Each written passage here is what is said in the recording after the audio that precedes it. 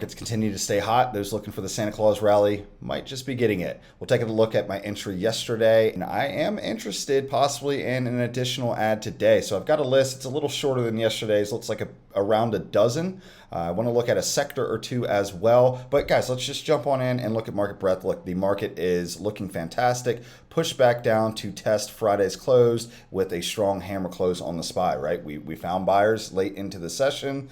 RSP still looking to get through this 194, we'll call it, range. Doing so would be suggestive of broad positioning, what we want to see. This was beautiful price action. We had a breakout, pulled back, retested all-time highs, seems to be holding. So clearing that, as I said, 194 level in RSP will be very attractive to me. The IWM led most of the session yesterday. I almost took TNA. I chose something different instead. Almost took TNA, but look, this looks great, guys. Continuation in small caps. I am still interested in TNA. I think this could be a theme. If we can get follow-through continuation out of the market going into 2026, I think small caps will do well. So I do want to find my way into small caps. Still pretty high up on my radar. Just haven't pulled the trigger on it just yet. Got another lower close here on the VIX, guys. No insurance being purchased in the markets at this time. And crypto remains unable to catch a bid, certainly nowhere near follow through. So again, I would love to see crypto catch a bid and show full risk appetite throughout our markets, but we look fantastic in the US indices. I want to review quickly here before we jump into the watch list, financials, okay? This is leading the market higher. This is the second highest market cap sector of the S&P 500, financials. To see this leading us higher, closing at all-time highs, hard to be bearish on the market with this sort of price action. We've got, I believe, industrials just below all-time highs. Not a very heavily weighted, but, beautiful price action here. Semis gapped up and didn't have the best day, but, overall, structurally, we're good. Just a continuation in this move up towards highs would be fantastic for the markets. And then XLK, I believe, looks very similar here. Yeah, almost the exact same thing here. So tech, semis getting involved with financials. Let's take a quick look here at healthcare. It is the third largest market cap sector. Yeah, healthcare is still holding up, looking good, guys. The markets look fantastic. Seems we were led again by space yesterday, checking out Kathy Wood's space and defense innovation ETF here, suggesting risk on. So, I'm impressed with what I see by the market. I remain interested and, additional risk. I'm not going crazy. I am controlling my size. The market risk profile A environment remains above all-time highs for me. I would like to see a breakout and a build above. Okay, that's the move where I'll start doing full size positions again. I want to see follow through. Okay, I want to see a breakout that pulls back, holds structure, and then resumes trend, follow through. If we get that, guys, I think we're going to sustain a nice move in the market. But, until we break out of this range, we're still in it, okay? So I'm controlling my sizing and my risk, but I have opened myself back up to adding positions. With that said, I entered Google yesterday. All right, it's been on watch here for a while on a beautiful triple R trigger here, but we get a strong company in a trend backed by growing fundamentals, hot sector, all kinds of stuff, right? It's got it all. And we get our retracement reaction at or around our level, and the remount of the 9 yesterday is what got me in. And I got the January 9th 305 calls. That sounds right. Just look over here at my chat. Yeah, 305 January 9th. Yep, quarter size here on Google. So yeah, happy with that entry, and I see absolutely no reason to let it get back below 300. 300 is my stop on it, 300 area. Okay, right around that 300 number is good enough for me. I don't see a reason to let it take out that swing low should it happen, because we can see the reaction off of it. All right, we had that big sell day last Wednesday in the market. This thing turned around, had follow through on Friday, follow through yesterday, rebound to the 9. That's our trigger. We're in. If we can't hold these 2 days of buy side on top of losing the short-term trend line, again, I'm out. And then you've got that psych level of 300. So that is my stop, and I'm looking for 325. Let's see. We'll see how I feel about the movement in the next few days. If the market can really get some heat, then I think we may be able to retest near all-time highs before the second week of January. So that's what we're looking for there. Like I said, I nearly jumped into TNA yesterday as well. I did not. I was looking at it's Black Sky, whatever, Black Sky Technology. Someone in Bootcamp brought that to my attention in our chat yesterday. I do appreciate it. Man, what a rip out of the gate. It ran away from me.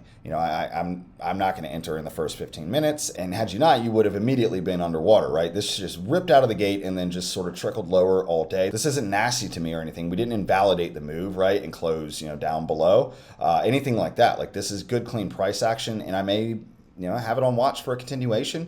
Something like an inside day would be attractive. And then, maybe a day or two built below this high would be quite attractive. But it's on watch, right? Hot sector, guys. Space sector is just continuing to lead right now, narrative and just simply price action wise, right? The space sector is hot. It was the strongest sector out there yesterday, as we saw in the ETFs. Let me check out UFO real quick just to confirm that here. Yeah, hottest sector in the market again yesterday. So, we need to have our eyes on it. And talking about it, I've got a couple more on my radar here. Let's look at FJET. All right, this is a recent IPO in the space. 3 days old here, this company since IPO, and we're in price discovery. So let's go back out to the daily here. And yeah, man, we're in price discovery here. I doubt there's contracts on this yet, so this would be a shares trade. But this thing is hot. So when things are this hot, you can find me rolling over to the hourly and watching for the first triple R on the hourly and just see how I feel. If the sector remains strong and we get a pullback under the 9 on the hourly that holds some structure, I don't know if we're going to get it all the way back down here to the IPO high out of the gate. Day one, I believe. Yeah, day one IPO high. If we can pull back and retest that and react strong off of it and remount the 9 on the hourly, yeah, your boy's going to probably grab some shares on that one. But I'll control my size, guys. This is super volatile right now. Fresh IPO in a hot sector. Don't go crazy. Don't ruin your Christmas. The other one I'm looking at, another recent IPO would be Fly here. Oops, 1 hour. No, 1 day. Let's get our lives together. Would be Fly here on the 1 hour, and we've got a change in character on volume. All right. So another one, I don't know anything about this company. I've not looked, but chart-wise, we've got a change of character on volume remounting the 50. So it's on watch. Okay. If this is maybe more of a early 2026 play, let it set up for us again over the 50. And, maybe this is something that we can actually look into the company and what they do and build an idea for a narrative play. I don't know, but I like the current price action and it's happening on volume, relative. It's happening on volume. It's got a good look of a changing character. So something worth keeping on watch moving forward.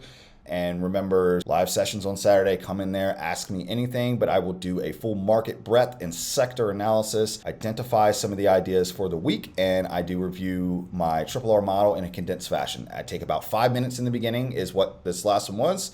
My first session was about 5 minutes in the beginning. I explain what the triple R is, and then we get into stuff, and then I open up for questions, and there's about an hour of questions last time. It was a 2 hour, 20-minute session. About an hour of it was me going through identifying strength, explaining what that looks like to me visually and so on. And the other hour was straight up questions. So guys, I'll answer anything you bring to me. If you have been around for a while and you have questions, now's your time to come hang out with me. Saturday mornings at 8:30 New York time. I will see you again this Saturday. And then we've got XLF. I did mention, you've got financials leading the push higher in the market. So I went ahead and built a little watch list of my leaders within it. And guys, y'all know, in Bootcamp especially, you know how I do this, but I just click into the holdings of the ETF and start going through these names, all right, and select my favorite setups. So if you guys want this watch list, most of them are leaders. A few of them are like, let's see, I believe BlackRock was one of them. Trailing the others just a bit, but remounting its 50 with some room above to all-time highs. I think Chubb was the same. No. Blackstone, same look here. Clearing range here on Blackstone could be attractive. We've got our confirmed change of character. We had our change of character over the moving averages, holding and confirming through that level is attractive. What is the one that I'm thinking of here where we're looking for this thing to break out of its box? Allstate. And I know Allstate is an insurance company, but they are in the XLF ETF. As you can see, one of the holdings here, so they will get some additional push if that does continue to lead. Here we go, Allstate in the ETF. Not a large part of it, but what attracted me to this chart was the 6 months or more sideways consolidation. We're nearing a year here of sideways consolidation, and we are triple R'ing below. So this is a box breakout pattern for me. You get 6 or more months of sideways consolidation forming a range, a box. And I like to get a quarter size on a triple R just below box breakout, which triggered yesterday. Okay, I didn't take it. This just came on my radar this morning. But anyways, you could just wait for it to break out of the box. And the idea of a box breakout is that it will put in the price range within the time range. Once it does break out, and I like to allow them to break out, pull back, retest the level without breaking structure. So whatever the last swing low was, as long as we hold above that, the next triple R off of the pullback, let's break out, let it pull back. The next triple R, if it does not break whatever the recent swing low winds up being, this hasn't happened yet, but it's the sort of thing that is on watch for me if that scenario does play out. So something maybe we'll revisit. Not there just yet, and I don't think I'm going to take the quarter sizer out of it. But if this breaks out of this range, then it's going to be on watch, okay? And Allstate is one. I've not made this video yet, but one of the things I think that AI is going to do is streamline businesses. That's not an I think, that's a fact, okay? And I think Allstate is insurance companies more specifically will be a beneficiary of that, right? They've got staff, they've got overhead. Well, they're gonna streamline the way that they do business if they don't need so many insurance agents, right? Maybe it's more so just, I don't know if Allstate is one of those ones where it's like a franchise, like you can, State Farm, like individuals can start a branch of State Farm. I don't know if Allstate is like that, but I think maybe that becomes more the thing, right? Where it's like, the best agents just get more productive, and there's just less overhead is the idea. I think insurance along with financials is going to be a major beneficiary of streamlining business and cutting their largest expense, humans, overhead. Okay, so something that's broadly been on watch a while, and if we break out of this box, it's going to become far more attractive. Hood is another one that's kind of trailing the sector, right? A lot of you got Morgan Stanley, all the other stuff is up here, right, at highs. And, we're kind of lagging here in Hood, but it's a hot name. One that I do expect some funds are going to be adding to their books end of year here. So, guys, over the 50 on Hood is attractive. You might rather wait through 140, clearing this range. You might want to wait for that, but, over the 50 is a triple R trigger for me there on Hood. And then we've got CRDO, one that I've been mentioning. This is very volatile, so you must control your size on it. But you can see we stuffed right at the 50, guys. Through yesterday's high is a triple R trigger on a shake and go with triple R trigger. So you get a breakout, fake out, shake out. Did not break structure, right? Did not make a new lower low, and we're responding and trying to remount our midterm moving average here, the 50. If we do so, this guy gets squeezy. So control your size, high beta name, but it could go, all right? And then we've got CLS, another one that is building just below the 50. A remount of the 50 here is attractive for me on CLS for triple R trigger, retracement, reaction at or around our level. What's our level? Prior swing low. All right, we held it. We did not break structure. It's also a major prior all-time high level. All right, we've seen a lot of price action around this level, and we've reacted off of it and now looking to remount the 50. All right, getting above our moving average stack, suggesting a resumption of trend. CLS looks good to me, guys. Amazon, a name that I have really got to get more exposure to this, man. I'm going to say something here, and I don't even care. Timestamp it. Come back to me. I think this is $1,000 on sale for $230. I think this will be a $1,000 stock in the next, I want to say 5 years. All right, that's what I'm looking at. I really want more exposure to Amazon. It's one of the laggards in the Mag 7 on the year. I think this is a fantastic opportunity. Who, again, one of those ones really streamlining operations through AI, robotics. I love Amazon. I really do. But at the end of the day, we've got a triple R on the daily and weekly right at the 230 area. That makes it a trader for me now, right? I can still get my triple R trade off, right? I'm looking 3 days to 3 months in triple R ideas. So still looking at a good trade here, but I am also investing in Amazon, so take that how you may. Apple is a possible triple R trigger here, retracement, reaction at or around our level, and looking to remount the 9. This looks very similar to the Google entry that I just took. QBTS, got to touch on quantum. Look, here we go again, okay? Here we go again, and we didn't break structure, right? We rolled over short term, but let's look at this on the weekly. Look at that. Look at that. All we did was pull back into prior all-time high levels, react off of it, trigger on the weekly. Guys, this looks good. You know, I know there's a massive argument for how they don't make money, there's no real product, all this stuff. Okay, well, price action is disagreeing with you right now. Don't try to outsmart the market. This is a beautiful reclaim of the 50, guys. Continuation on this is attractive, and you've got INQ trailing just a little bit, right? So INQ through the 50, through this range here is very attractive. 56, call that the level, but don't ruin your Christmas, okay?